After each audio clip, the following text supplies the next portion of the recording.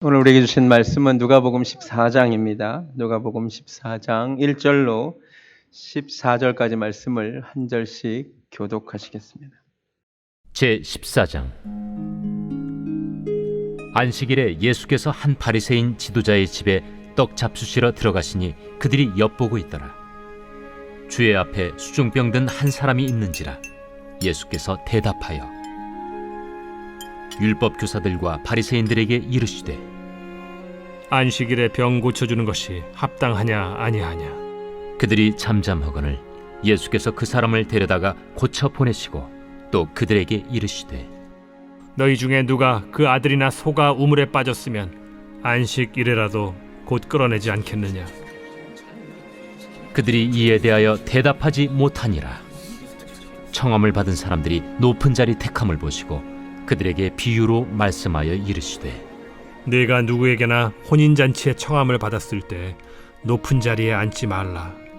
그렇지 않으면 너보다 더 높은 사람이 청함을 받은 경우에 너와 그를 청한 자가 와서 너더러 이 사람에게 자리를 내주라 하리니 그때 내가 부끄러워 끝자리로 가게 되리라.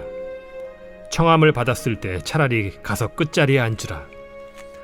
그러면 너를 청한 자가 와서 너더러 벗이여 올라 앉으라 하리니 그때야 함께 앉은 모든 사람 앞에서 영광이 있으리라.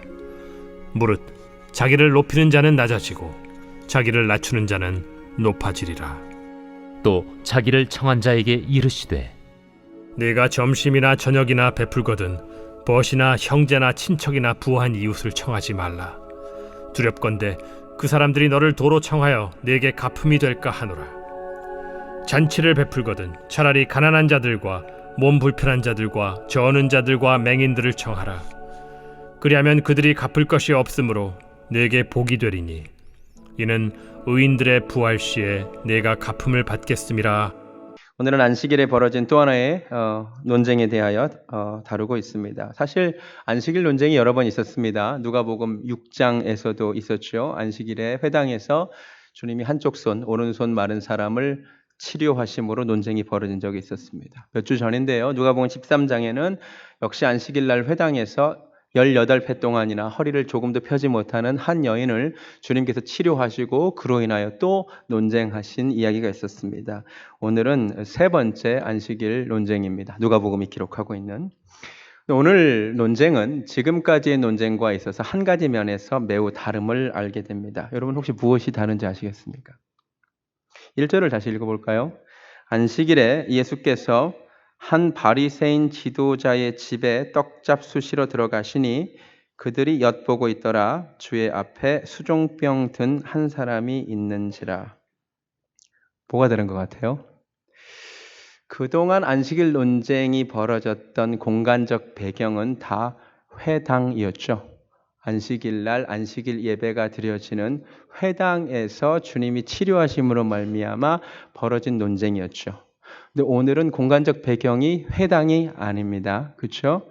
안식일은 안식일인데 한 바리새인 지도자의 집에 예수님이 떡을 먹으러 들어가셔서 벌어진 일입니다. 일종의 잔치자리에서 벌어진 일입니다. 그래서 제가 오늘 설교 제목을 안식일 오후 잔치자리에서 이렇게 정한 거예요. 왜냐하면 이거는 안식일 예배가 끝나고 그 후에 벌어진 일이기 때문입니다. 이해가 되세요? 이 말씀을 묵상하는데 굉장히 많은 은혜가 있었고 교훈이 있었습니다. 그것을 좀 나눠보겠습니다. 여러분 오늘 상황이 조금 이상하다는 생각 안 드세요? 안식일에 예수님이 이제 안식일 예배를 회당에서 드리셨을 것이고 그 다음에 예수님이 어디로 가세요? 한 바리새인 지도자의 집에 뭐하러 들어가셨대요? 떡 잡수시러. 이거 사실 번역 잘못됐어요. 이스라엘 백성들은 떡 안 먹습니다. 전형적인 한국적인 번역이에요. 떡이 뭔지도 모르죠, 사실은. 여러분, 예수님이 평소에 바리새인들하고 사이가 좋으신가요? 사이 안 좋으시죠? 근데 왜 이날 바리새인 집, 그것도 바리새인 지도자의 집에 뭐 잡수시러 들어가셨을까요? 조금만 생각을 해보면 알 수 있어요. 예수님이 자기 발로 뭐 먹고 싶으셔서 들어가셨을까요? 아니면 예수님 보고 우리 집에 오라고 초청이 들어간 걸까요? 7절 한번 보실래요? 청함을 받은 사람들이 높은 자리 택함을 보시고, 이 영어로는 또 분명히 when he noticed how the guests, 여기는 게스트들이 있는 자리예요. 그렇죠? 초청을 받는 사람들이 있었어요. 잔치 자리 맞네요. 그렇죠? 명확한 거죠. 예수님도 그날 초청을 받았으니까 가시지. 우리 예수님이 바리새인들한테 별로 인기가 없는데 아무 집이나 가서 먹으러 들어가신 건 아닐 거예요. 그렇죠?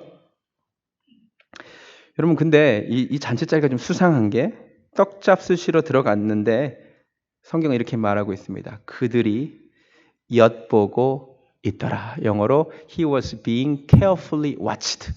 예수님은 들어갔는데 거기 어떤 사람들, 누가 있었을까요? 여러분, 바리새인 지도자가 벌인 잔치자리면 누가 손님들이었을까요? 3절에 따르면 율법 교사들과 바리새인들이 다 손님인데 예수님을 아주 주의 깊게 와치하고 있어요. 함정이라는 생각 안 드세요? 또 하나, 이 자리에 어울리지 않는 손님이 하나 있습니다. 2절을 보면 주의 앞에 수종병 든 한 사람이 있어요. 여러분, 이거 상상하기 어렵지 않아요? 자, 바리새인 지도자가 잔치를 벌였습니다. 초대받은 대부분의 손님들은 바리새인들이고 율법 교사입니다. 근데 이 자리에 어울리지 않는 손님이 딱 2명 들어와 있습니다. 하나는 예수님이고 하나는 병든 사람입니다. 어떤 상황일까요? 그것도 예수님 앞에 함정을 판 거죠. 안식일이 끝나고 안식일 오후 잔치를 벌여놓고 병든 사람을 하나 초청해놓고 예수를 불러놓고 예수가 이 안식일에 오후에 이 사람을 치료하나 안 치료하나 보는 거죠. 치료하면 뭐 하려고? 비난하려고. 되게 악하다는 생각 안 드세요? 말씀을 이제 좀 묵상하는데 화가 나더라고요. 2가지 이유 때문에 화가 났어요. 첫 번째 이유, 아픈 사람은 뭔 죄래요?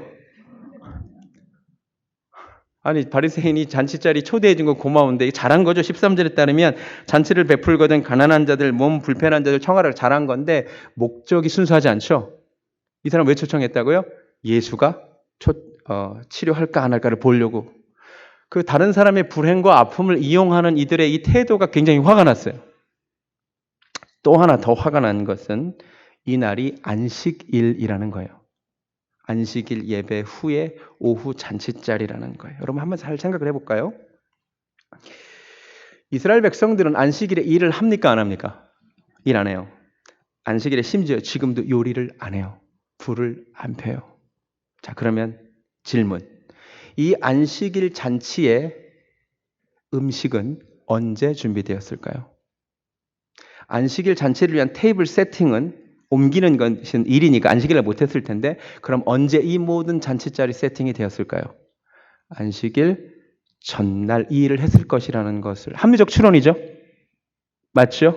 안식일날은 움직일 수가 없거든요. 요리도 할 수 없거든요. 분명히 이 안식일 잔치, 정확하게 말하면 예수를 함정에 빠뜨리기 위한 이 안식일 잔치는 안식일 전날 준비되었을 것입니다. 이걸 생각하는데 좀 화가 났어요. 이스라엘 백성들은 안식일만이 아니라 안식일 전날을 준비일이라고 불렀습니다. 요한복음 19장에 그 얘기가 나와요. 이날은 안식일 준비일이라고. 안식일 날은 요리도 할 수 없고 일을 할 수 없기 때문에 이스라엘 백성들은 안식일을 위하여 전날을 안식일 준비일로 기억했습니다. 요리도 미리 해놓고요. 일도 미리 처리하고요. 그것보다 더 중요한 준비가 있는데 바로 하나님을 만날 준비를 하는 거예요. 하나님 안식일을 기억하여 거룩히 지키라고 했거든. 그러니까 안식일 전날은 하나님 앞에 내가 어떻게 하면 깨끗한 몸과 마음으로 나갈 수 있을까? 그것을 준비하는 날이 안식일 전날이에요. 그런데 이 바리새인 지도자는 안식일 전날 무엇을 준비했죠? 예수를 함정에 빠뜨릴, 누군가를 죽일 준비를 하면서 보냈죠. 맞아요. 율법 교사들, 바리새인들과 은밀히 대화를 나누고 회의를 하고 병든 자 한 사람도 섭외하기로 결정을 하고 이 모든 일들이 다 언제 벌어졌을까요? 안식일 전날 벌어진 일들입니다. 안식일 당일이 되었습니다. 이날도 평소와 똑같이 이 회당 지도자는, 이 바리새인 지도자는 예배 드렸겠죠? 찬송 불렀겠죠? 여러분, 이스라엘 백성들의 찬송은 시편입니다. 시편 1장부터 150장까지가 이스라엘 백성들의 찬송가입니다. 거룩한 찬송을 불렀겠죠. 바리새인 지도자면 어쩌면 설교를 했을지도 모르죠. 그죠? 근데 그 마음속에는 지금 무슨 생각을 하고 있을까요? 이 안식일 예배가 끝나고 예수를 내가 우리 집에 부를 건데 예수가 올까 안 올까? 오면 치료를 할까 안 할까? 이 생각을 하면서 예배를 드렸겠죠. 안식 예배가 끝나자마자 예수를 초청해서 자기 집으로 데려와서 carefully watch하고 있죠. 여러분, 이 사람의 마음을 알 길이 없는 제3자의 시각으로 봤을 때 이 사람은 누가 봐도 안식일을 잘 지켰을 것입니다. 그러나 정말 이 사람은 안식일을 잘 지킨 것일까요? 안식일 오기 전날 이 사람의 마음, 예배 드릴 때 이 사람의 마음, 예배 후에 이 사람이 보이는 행동, 이 사람은 정말 안식일을 잘 지킨 것일까요? 하나님은 안식일을 단순히 지키라고 말씀하신 적이 없고 안식일을 기억하여 거룩히 지키라고 하셨는데 이 사람 안식일을 지켰지만 거룩히 지킨 것일까요? 저는 아니라고 생각합니다. 그리고 이제 우리에게 적용하기 원합니다. 이 시간 틀림없이 정말 귀신같이 이 자리에 우리는 다 나와 있습니다. 그런데 어젯밤 우리가 어떻게 삶을 보냈는지는 하나님만이 아시죠. 어젯밤 향락의 자리, 쾌락의 자리에서 늦게까지 있었는지 하나님만 아시겠죠. 만약 여러분이 어젯밤을 그렇게 엉망진창으로 보내고 오늘 아침에 진짜 귀신같이 이 자리에 나와 있다면 하나님 보시기에 이 자리는 안식일을 기억하여 거룩히 지킨 자리일까요? 지금 이 자리에 나와서 예배를 드리고는 있지만 여러분의 생각이 예배 후에 있을 오늘 마침 골프대회가 있어요. 또 하필이면 내 관심이 예배 후에 있을 골프대회에 있다면 오늘 어떻게 하면 잘할까를 생각하고 있다면 그것은 정말 예배를 잘 드리고 있는 것일까요? 예배가 끝난 뒤에 내가 앞으로 할 대화와 모든 모습들이 하나님과 상관없다면 나는 안식일을, 주일을 정말 성수한 것일까요? 오늘 말씀을 통해 우리가 깨달아야 될 것, 주일 성수의 시작은 예배 오기 전부터 시작된다는 것입니다. 여러분이 하나님 앞에 나오기 전에 마음가짐이 어떠하느냐에 따라서 오늘의 예배는 다릅니다. 금요일에 설교 안 들으셨던 분들은 유튜브를 통하여 말씀을 들으시면 좋을 것 같습니다. 에스겔 33장을 보니까요. 사람들이 우리 하나님이 어떤 말씀을 한번 들어보자 이렇게 나옵니다. 아무 일도 벌어지지 않습니다. 에스라와 느헤미야 8장, 에스라 9장을 보니까 하나님 말씀이 두려워서 떠는 마음으로, 회개하는 마음으로, 사모하는 마음으로 말씀을 들으러 온 자들에게는 부흥의 역사가 있더라고요. 여러분 오늘 하나님 앞에 최고의 예배를 올려드리기 원하십니까? 오기 전에 이미 그것이 결정된다는 것을 아십니까? 제 인생에 제가 이 간증을 한 1년에 한 번 정도 하는 것 같습니다. 이미 들으신 분도 있을 것입니다만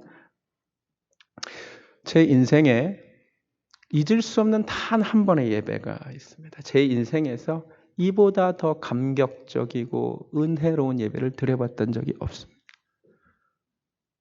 2002년 3월 18일에 제가 군대에 입대했습니다. 공군 사관 후보생으로.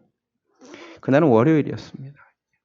3월 18일 월요일에 입대하고 훈련이 시작됐습니다. 장기 훈련이 만만치 않습니다. 그리고 인권 탄압도 조금 있습니다. 기합을 많이 받았습니다. 몸이 너무 힘들어요.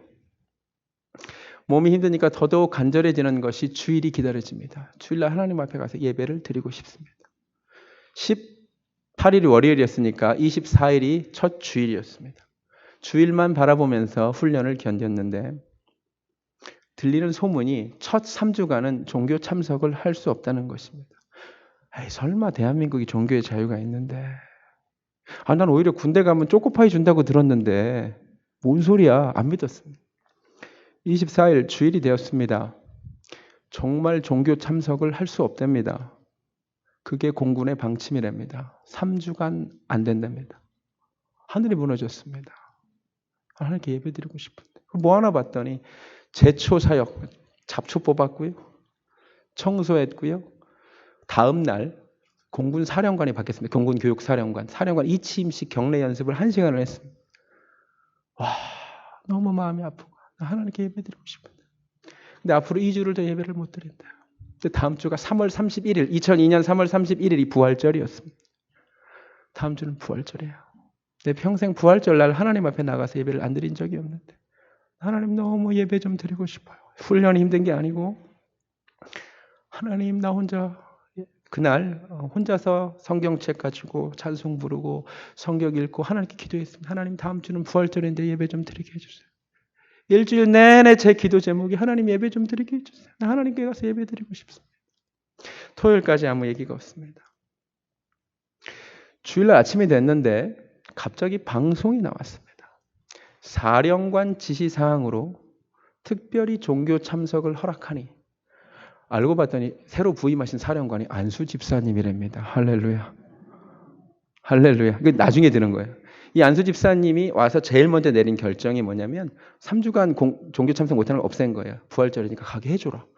이 기도를 하나님이 제 기도를 응답하신 줄로 믿어요. 저는. 방송에 나와요. 사령관 지시로 특별히 종교 참석을 허락하니 종참할 사람 튀어나와. 이렇게 나왔습니다. 제가 제일 먼저 튀어나갔습니다. 내가 그 앞에 서서 아버지께 예배드리러 가는구나. 너무 좋은 거예요. 뭔가 협박이 있습니다. 너네는 초코파이 먹으면 안 돼. 콜라 먹으면 안 돼. 그래도 좋아. 난 예배드리는 게 너무 좋아. 줄 서서 갑니다. 언덕, 진주에서 교육사령부에서 언덕을 하나 넘으면 교회가 보이는데 저 멀리서 십자가가 하나 보이는데 십자가를 보니까 울기 시작하는 거예요. 여러분이 그렇게 흔하게 보는 그 십자가만 보는데 눈물이 나는 거예요. 안에 들어갔습니다. 중령분이 우리를 맞이하시면서 우리가 지난 2주 동안 맨날 이 새끼 저 새끼 그랬는데 갑자기 우리 보고 형제님이래. 그래서 우리 보고 형제님이래. 그래서 또 주님의 이름으로 환영한대. 그때 눈물이 났어. 우리가 형제지. 찬송을 부르는데 눈물이 납니다. 다시 사신 구세주 나 항상 섬기는 그 찬송 그때 불렀어. 온 세상 조롱하였던 주 정령 사셨. 눈물로 그 찬송가를 불렀어. 목사님 말씀이 시작됐어요. 목사님 입에서 하나님 말이 떨어지는데 그때부터 울기 시작한. 설교 처음부터 끝까지 울었어. 목사님 설교가 대단해서가 아니야. 예수님 부활하셨다는 심플한 메시지 전하셨어요. 처음부터 끝까지 아멘으로 의뢰받고 울면서 예배를 드렸어요. 그날 내 인생의 최고의 예배가 가능했던 건 무엇 때문일까요? 예배를 오기 전 내 마음 상태가 달랐기 때문에. 내가 하나님을 사모했고 하나님을 갈망했고 하나님을 사랑했기 때문에 그날 최고의 예배가 하나님께 드려질 수 있었습니다. 여러분, 이날 이 바리새인 지도자는 자기는 안식일을 지켰다고 생각하겠지만 하나님 보시기에 안식일을 지켰을까요? 전날 누군가를 죽이기 위한 함정을 세팅을 하고 예배가 끝나자마자 잔치자리에 초대해서 예수를 시험에 빠뜨리려고 와치하고 있는 이 사람은 예배자일까요? 오늘 이 말씀을 통하여 나를 점검하기를 원합니다. 하나님께 나오기 전, 이 시간만이 아니라 예배 후 내 모습이 다르기를 원합니다. 몇 가지 더 살펴보겠습니다. 1절을 다시 보니까 그들이 엿보고 있더라. 영어로 carefully watch더라고요. 아주 주의 깊게 예수님을 살피며. 예수님을 주의 깊게 관찰하는 것은 매우 좋은 일이라고 생각합니다. 저는 여러분이 예수님을 주의 깊게 좀 관찰하시면 좋겠습니다. 여러분 하나님의 말씀을 좀 주의 깊게 관찰하시기 바랍니다. 지난 6주간 룻기 4장밖에 안 되는 거를 6주간 주의 깊게 관찰했더니 오신 분들만 알아요. 놀라운 은혜들이 그 가운데 있습니다. 근데 오늘 말씀을 통해 제가 한 가지를 또 깨달았어요. 예수님을 주의 깊게 관찰하는 것, 말씀을 주의 깊게 관찰하는 것보다 더 중요한 것이 있음을 알게 됐습니다. 그것은 바로 동기입니다. 이 사람들이 예수님을 주의 깊게 관찰하죠. 이들의 목적은 예수를 시험에 빠뜨리기 위한 동기였습니다. 맞습니까? 예수를 시험에 빠뜨리려고 주의 깊게 관찰한 겁니다. 똑같은 성경을 읽어도 성경에서 오류와 허점을 찾기 위해 열심히 성경을 읽는 사람들이 있습니다. 반기련이라고 하세요? 반기독교 연합. 우리나라에 반기련이 있어요. 그분들이 여러분보다 성경 훨씬 케어풀리 읽습니다. 왜요? 비판하려고. 그들이 여러분보다 기독교를 훨씬 더 주의 깊게 관찰합니다. 신학 공부도 안 됩니다. 심지어 CTS도 즐겨 본답니다. 주의 깊게 관찰합니다. 여러분 이 시간 우리 교회 예배 처음 오신 분들도 있고 처음 오신 분들은 또 주의 깊게 관찰할 것입니다. 목적이 중요합니다. 여러분이 말씀을 들을 때, 말씀을 읽을 때 여러분의 동기가 믿는 마음으로 나왔으면 좋겠습니다. 그 찬양하세요. 믿는 마음으로 주께 가오니 나를 영접하소서. 여러분이 이 자리에서 불신의 마음을 가지고 비판하려는 마음을 가지고 아무리 성경을 케어풀리 읽어도 여러분에게는 유익이 없습니다. 이정훈 교수라는 분이 계십니다. 울산대 법대 교수고요. 이분이 아까 말한 그 반기련의 핵심 멤버 중에 하나였고, 이 사람이 종교자유정책연대라는 시민단체를 만들었습니다. 말로는 종교자유지만 실질적으로는 반기독교적인 정책을 구상하던 사람입니다. 이 사람도 얘기를 들어보니까 성경을 케어풀리 읽었대요. 왜 읽었을까요? 기독교 비판하려고. 신학 공부도 했고요. 이 사람 취미가 CTS 보는 거였대요. 목사들 설교 어떻게 하는 거 보고 비판하려고. 이 사람이 그날도 어느 날도 이 사람이 불교 법사 출신입니다. 그러니까 군복무를 스님으로 하신 분이에요. 이분이 어느 날도 CTS를 켜놓고 보는데 목사님이 인간이 죄인이다 이런 얘기를 하니까 웃기고 있네 그랬대요. 그런데 그날 하나님이 이 사람 인생에 개입하셨어요. 갑자기 혀가 굳어졌대. 그리고 하나님 앞에 엎드려졌어. 그리고 지금 이 양반이 마치 사도 바울처럼 정반대 진영에서 우리 그리스도인 진영에서 일하고 다녀요. 간증을 잠깐 가져왔습니다. 한번 보시기 바랍니다. 제가 했던 일이 종교자유정책연구원을 만든 거였는데 거기서 또 많은 것들을 기획했었죠. 그래서 교회를 어떻게 하면 한국에서 사라지게 할 것인가가 이제 그 목표였는데요.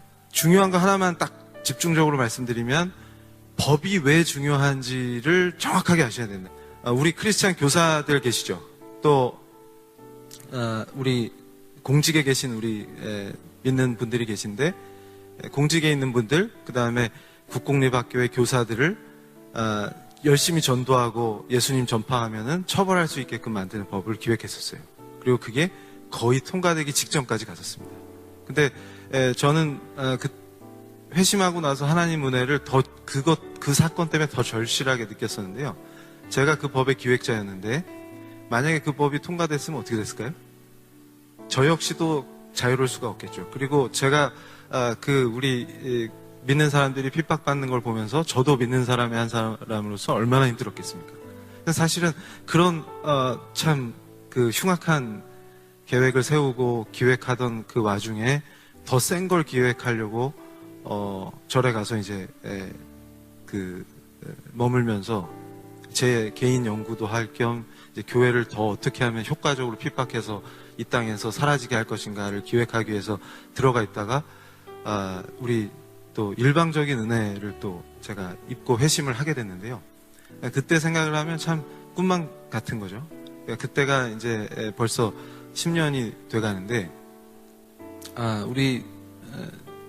제가 사찰에 있으면은 마음이 편해야 될 거 아닙니까? 원래 거기서 늘 지냈기 때문에. 근데 희한한 하여튼 어떤 두통이 시작돼가지고 절에서 멀어지면 괜찮았다가 다시 오면 또 힘들어지고 이런 걸 반복하다가 집에 왔죠. 제가 사실 회심하기 전부터 독학으로 우리 신학 공부를 되게 열심히 했어요. 왜 그렇게 열심히 공부했냐면 교회를 알아야 공격을 할 거 아닙니까? 그러니까 제가 이제 요즘 농담처럼 제 주변에 우리 믿는 분들한테 농담으로 하는 게 예전에 내가 저쪽 진영에 있을 때 할 때만큼만 하면 돼. 그래서 그러니까 뭐냐면 항상 말씀 공부하고 신학 공부하고 틈나면 CTS 보고 CTS 보면서 목사님들 설교 연구하고 저런 얘기를 주로 하는구나. 그 다음에 선교 전략이 뭐구나 이런 걸 이제 보는 거죠. 그래서 그때도 쉴 틈이 없어요.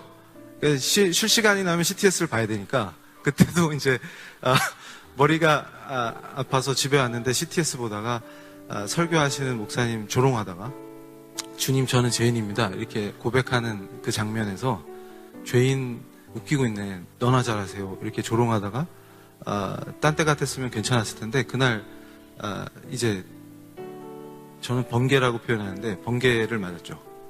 그러니까 혀가 딱 굳어버린 그 조롱하던 혀가 꼼짝을 못하는 거죠. 근데 그대로 앞으로 엎드렸는데 굉장히 짧은 시간이었던 것 같은데 저한테는 굉장히 긴 시간이었죠. 근데 첫 느낌이 난 죽었구나 이거였습니다. 그리고 그 위대하시고 거룩하신 분을 느껴버렸죠.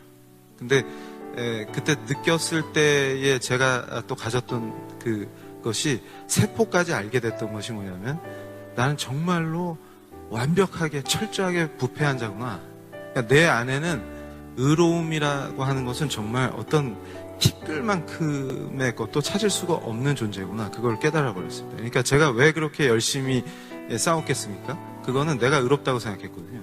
그리고 한국 사회를 위해서 일하고 있다고 생각했어요. 그러니까 교회가 한국 사회의 적이고 악이라고 생각했기 때문에 이 교회를 쓰러뜨리고 없애야만 한국 사회가 좋아지고 더 나은 사회가 될 수 있다고 확신을 했던 것이죠. 그리고 이 투쟁이 굉장히 의로운 투쟁이라고 확신을 했었습니다. 할렐루야. 할렐루야. 감사한 일입니다. 이 가운데도 어쩌면 비판하는 마음으로, 불신하는 마음으로 나와 계신 분들이 있을 줄 압니다. 이 은혜가 이 자리에 있는 그분에게 임하기를 원합니다. 믿는 마음으로 주께 가시면 좋겠습니다. 믿는 마음으로 하나님의 말씀을 관찰해 보십시오. 놀라운 은혜가 있습니다. 믿는 마음으로 예수님을 한번 관찰해 보십시오. 살아계신 하나님의 아들임을 알게 되실 것입니다. 이분이 똑같이 carefully 이제 와치하는데 이제는 뭐가 바뀌었냐면 동기가 바뀌었지. 예전에는 기독교를 비판하기 위해서라면 이제는 주님을 전하기 위해서.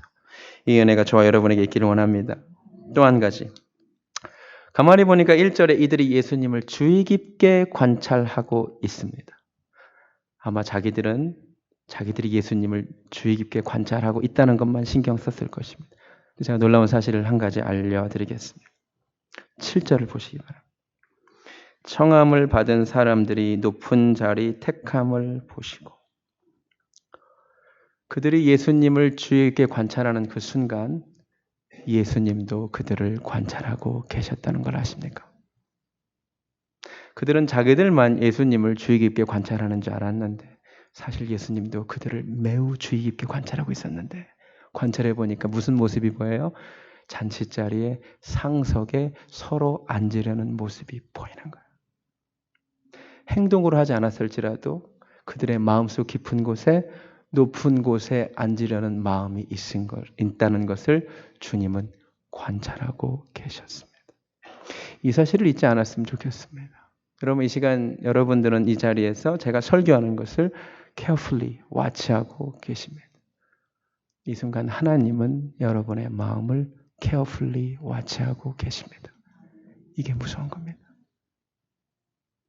하나님은 여러분의 마음속 깊은 곳까지 여러분이 어떤 마음으로 이 자리에 나왔고 어저께 어떤 행동을 했고 어떤 태도로 예배를 드리고 있는지 하나님은 보고 계십니다. 시편 139편에서 다윗이 깨닫는 게 그거죠. 여호와여 주께서 나를 감찰하시고 아셨나이다. 주께서 나의 앉고 일어섬을 아시며 멀리서도 나의 생각을 통촉하시고 나의 길과 눕는 것을 감찰하시니 여호와여 내 행위를 익히 아시오니 내 혀의 말을 알지 못하시는 것이 하나도 없으시나이다. 고백하는 거예요. 내가 주의 신을 떠나 어디로 가겠느냐. 주의 신을 피해서 어디로 가겠느냐고. 여러분 이 순간 하나님이 우리를 보고 계심을 깨닫기를 원합니다. 슬픈 것은 주님이 관찰해본 결과 그들 마음에 높아지려는 마음이 가득했습니다. 오늘 주님이 우리 베델교회를 관찰하시고 베델교회 예배드리러 나온 여러분들을 관찰하실 텐데 주님이 무엇을 발견하실까가 궁금합니다. 여러분 마음속 깊은 곳에 무슨 생각을 가지고 나와 있는지 주님은 아셔요. 근데 주님이 높아지려는 마음을 발견하지 않으셨으면 좋겠습니다. 이렇게 겉으로는 예배드리고 있지만 속으로는 이 교회에서도 인정받거든라는 마음, 높아지려는 마음, 나 알아주지 않으면 서운한 그 마음, 주님이 다 아셔요. 주님이 오늘 발견한 마음이 정말로 그런 것들이 아니라 하나님을 사랑하는 마음, 예배자, 다른 모든 것이 아니고 난 정말 하나님을 사랑하고 하나님을 사모해서 이 자리에 나왔다는 예배자의 마음을 주님이 발견하셨으면 좋겠습니다. 또한 오늘 본문에서 대조가 되는 게요. 병든 자를 사이에 두고 주님에게는 어떤 능력이 있냐면 이 병든 자를 치료하고 살리고 회복시키고 세워주시는 능력이 예수님에게 있지요. 맞습니까? 바리새인들에게는 어떤 능력이 있는가를 봤더니 이들은 사람을 살리고 세우고 회복시킬 능력은 없는데 대단한 능력을 또 가지고 있는데 예수를 함정에 빠뜨리고 비난하고 죽이고 허무는 능력은 가지고 있다는 것입니다. 우리는 누구를 닮았을까요? 슬프게도 대부분의 사람들이 바리새인 닮았어요. 우리 중에 교회를 세우고 교회를 살리고 사람을 치유할 능력을 가진 분들은 많지 않은데 우리가 다 놀라운 능력을 한 가지 갖고 있는데 우리는 다 교회를 허물 능력은 가지고 있어요. 모르셨나요? 이 교회 허물기 어렵지 않습니다. 여러분은요, 교회를 부흥시키고 교회를 세울 능력은 없으세요. 교회를 허물 능력은 다 있어요. 지금부터 입술로 몇 마디 하면 돼. 비판하면 돼. 불평하면 돼. 수근수근 거리면 돼. 교회에 대한 안 좋은 얘기를 하면 돼. 말 몇 마디로 교회 허물어뜨릴 수 있습니다. 여러분 그거 아세요? 슬픈 건 우리는 예수님을 닮지 않았어요. 우리는 사람을 세우고 살리고 회복시킬 능력이 없어요. 그런 능력을 구하면 좋겠습니다. 조심하셔야 돼요. 내게 나도 모르는 능력이 있어. 허무는 능력이야. 여러분 구역 허물기 쉽습니다. 목회자 허물기 쉽습니다. 교회 허무는 거 어렵지 않습니다. 여러분의 그 능력이 있기 때문입니다. 그 능력을 좀 컨트롤 하세요. 다른 능력을 구하세요. 말 한마디로 살릴 수 있습니다. 구역을, 교회를 살릴 수 있어요. 우리 교회 너무 좋다고. 하나님의 은혜가 가득하다고. 할렐루야. 이 교회를 세우는 능력이잖아요. 그럼 그거 아세요? 요새 바깥에 나가면요. 우리 교회에 대한 소문이 되게 좋아요. 전 나가면요. 주로 요새 이런 얘기들 많이 들어요. 와, 베델교회 핫하다면서요. 베델교회 뜨고 있다면서 3년 동안 뜨고 있대요. 지금 계속 뜬대요. 그렇게 예배가 좋고 부흥한다면서요. 대부분 바깥에서 우리 교회에 대한 소문이 좋아요. 근데 가끔 안 좋은 얘기가 어디서 들리나 봤더니 내부에서 난대요. 바깥 사람들이 만나고 베들교회 너무 좋다면서요. 그러면 내부에서 똑같아요. 뭐 다른 교회랑 뭐 다를 거예요. 이 진짜 웃긴 거예요. 교회를 세울 능력은 없는데 허물 능력은 또 잘 사용하세요. 살리는 힘이 여러분에게 있기를 원합니다. 세우는 힘이 여러분에게 있기를 원합니다. 병든 자를 세울 능력이 예수님께 있었고 우리가 예수 닮기 원합니다. 허무는 능력이 없기를 바랍니다. 사라지기를 원합니다. 시간이 많이 가서 사실 이 말씀을 통하여 실질적인 교훈들이 있죠. 잔치 자리에 높은 자리에 앉지 말고 낮은 자리에 앉아라. 잔치 주인이 되면 어려운 사람 청해라. 이런 거는 여러분이 읽으면 다 알 수 있는 것이기 때문에 제가 얘기하지 않고요. 중요한 거 한 가지만 말씀드릴게요. 이 바리새인 지도자의 집에 예수님이 들어오셨죠. 바리새인 지도자는 분명히 예수님을 초청했고 예수님은 그 집에 들어가셨습니다. 자, 질문. 그런데 그 집에 들어간 예수님의 마음은 그날 어떠셨을까요? 예수님의 마음은 매우 불편하셨다라고 생각이 됩니다. 우리 그리스도인들은 이런 표현을 많이 씁니다. 예수님을 내 마음에 모셔야 된다고, 예수님을 영접해야 된다고, 예수님을 마음에 모셔야 된다고 이런 표현 많이 씁니다. 이 자리에 계신 분들 마음속에 예수 그리스도께서 계시는 줄로 믿습니다. 그런데 여러분 그보다 더 중요한 것이 있음을 오늘 알게 됩니다. 예수께서 내 마음에 내 집에 들어오시는 것보다 더 중요한 것이 있습니다. 들어오신 그분의 마음이 평안하시느냐 이겁니다. 바리새인 지도자의 집에 예수님이 들어가셨지만 그날 예수님의 마음은 매우 불편하셨을 것이라 생각됩니다. 예수님이 들어가셔서 마음이 평안하신 집이면 좋겠습니다. 예수님이 좋아하셨던 집이 있습니다. 베다니 나사로의 집. 주님은 틈만 나면 그 집에 자주 방문하셨다라고 성경에 얘기하고 있습니다. 그 집에서 주님은 편안하셨기 때문입니다. 내 속에 예수 그리스도께서 들어와 계심을 믿고 감사하지만 더 중요한 것. 그러면 여러분 마음속에 들어가신 예수님의 마음은 평안하실까요? 어떤 사람의 마음에 예수님이 들어가셨는데 주님이 매우 마음이 불편하실 수도 있다고 생각합니다. 그 사람의 생각이, 그 사람의 삶이 주님을 너무나 불편하게 할 수 있는 마음도 있을 거라 생각됩니다. 주님이 내 속에 오셔서 편안하셨으면 좋겠습니다. 하덕규 씨가 회심하시고 그분도 시인과 촌장이라는 그룹하다 회심하시고 곡을 하나 썼어요. 그게 가시나무라는 곡입니다. 여러분 그게 신앙 고백적인 내용이에요. 우리 조성모가 이상한 뮤직 비디오로 리메이크를 해서 여러분이 모르셨지 사실 가시나무는 예수님에 대한 노래입니다. 내 속에 내가 너무나 많아서 당신이 주님이 쉬실 곳이 없다는 거야.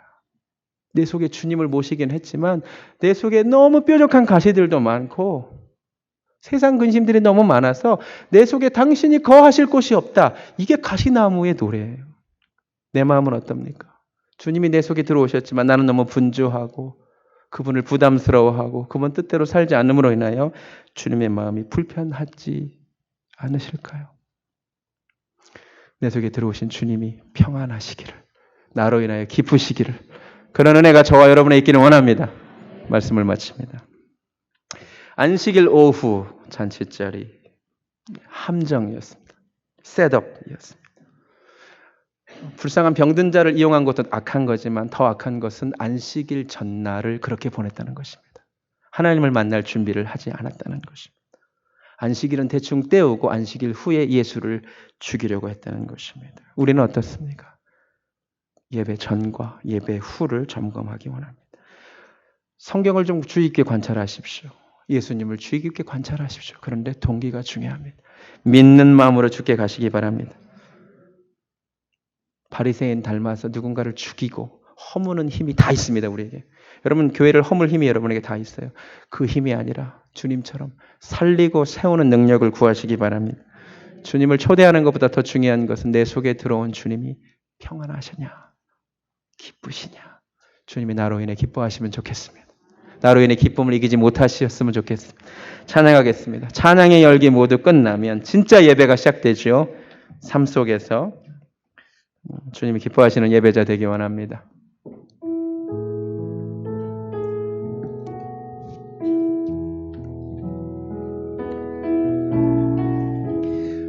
찬양의 열기 모두 끝나면 주 앞에 나와 더욱 진실한 예배 드리기 원합니다. 더욱 진실한 예배 드리네. 주님을 향한 노래, 그 이상의 노래를, 노래 이상의 노래, 내 맘 깊은 곳에 주께서 원하신, 하나님은 중심을 원하십니다. 화려한 음악보다 뜻없는 열정보다 중심을 원하시죠. 주님께 드릴 내 마음의 예배, 주님께 드릴 마음의 예배, 주님을 위한, 주님을 향한 노래, 중심 잃은 예배 내려놓고 이제 나 돌아와 주님만 예배. 영원하신 왕, 영원하신 왕, 표현치 못할 주님의 존귀,